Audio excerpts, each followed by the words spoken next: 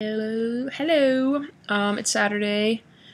I just got back from volunteering today. We had a little event type thing at my school, and I had to go. So I forgot to put this up before that, and that was just my bad. So it's going up a little bit late, especially if you live on the East Coast. But yeah. So the topic this week, I chose it. It is about if you've ever had to stand up for someone who was bullied for their orientation or their gender identity, and if you haven't, if you thought that you would. Because I grew up in Salt Lake, and there just aren't that many gay people, especially, well, that's not true. There are a lot of gay people, but not in my area, not in where I went to high school and stuff.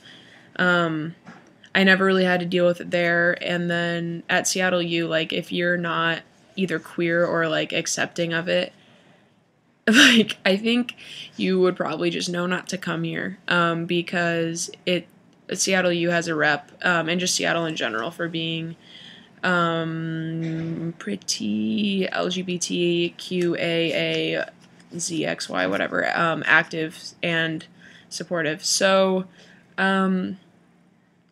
I can think of, I've never had to stand up for someone that was being bullied. I have talked to people about fag or gay, calling people those names. I have some cousins that live in a different part of the country, and they haven't been exposed to the gay community that much, I guess, and especially when they were younger teenagers and starting to use slang and swear and stuff, they would say faggot a lot, and I think actually some of them still do.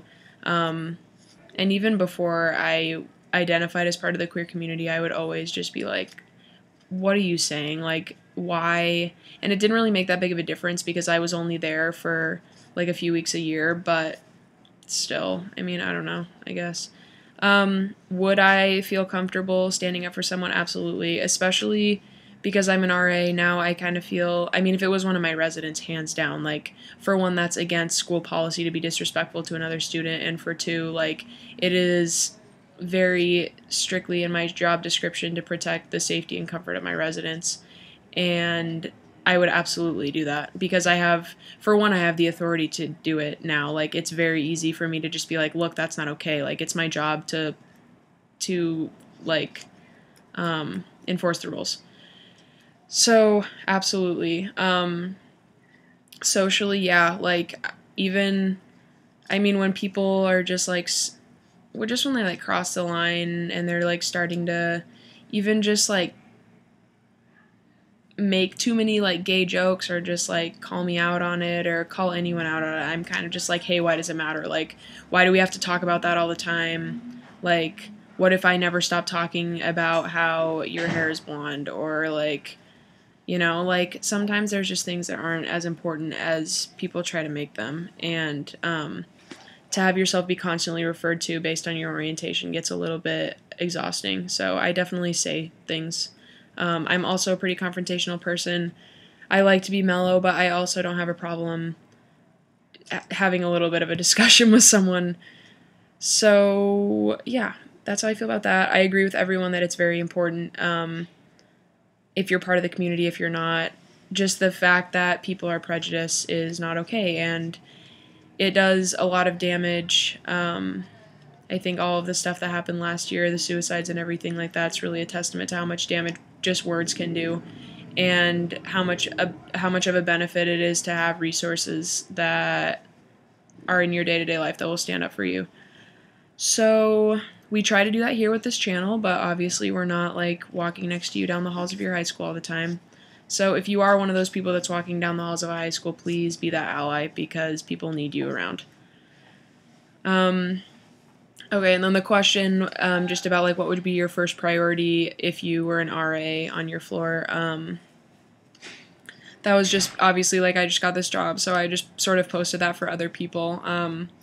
For me, it's, I mean, this is going to get monotonous, but it really is just about building community. And it's actually harder than you think. It's a two-way street. You need resident participation in order to build that community, but when they first get here, they're like, oh, I don't know anyone. And it's well, keep your door open, say hi to people that walk by, but a lot of times it's not that easy, especially when you just moved and you have only slept in your bed 4 nights and school's already started and stuff. So I just try to like stop by people's doors and stuff and like knock and ask them to get involved in stuff, or just ask them like where they're from and what they're doing and different things that have come up in small conversations, like I'll just refer back to, and just different things like that. But just like forming that community where people feel comfortable, and like when they come back to their floor they'll feel like they're home, sort of. It's a very hard thing to do, harder than I thought it was going to be, but that's my goal. We'll see how it goes. I don't know what happened to Britt yesterday. I haven't seen anything or heard anything from her about why she didn't make her video.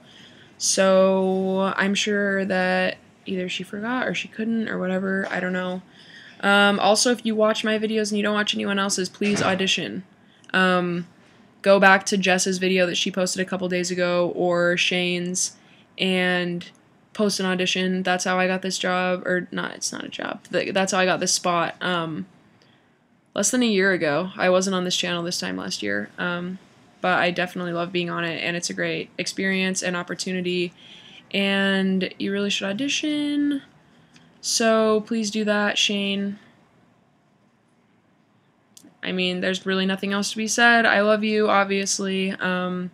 It super sucks that you're leaving. I think everyone can agree with that.